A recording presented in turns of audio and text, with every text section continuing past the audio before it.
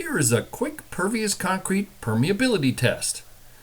Using 8 ounces of water, dumped quickly from as low as possible, keeping track of the time for how long it took for the water to penetrate the surface, then measuring the wet spot, we can use our 8-ounce permeability chart to match up the area in square inches. In this case, our wet spot was roughly 96 square inches. We round up to 100 inches to use the chart. It took just over 2 seconds, so we can use 2 seconds, giving us 294 inches an hour, or be conservative and use 3 seconds, which is still 196 inches per hour. This chart can be downloaded at our website, evolutionpervious.com.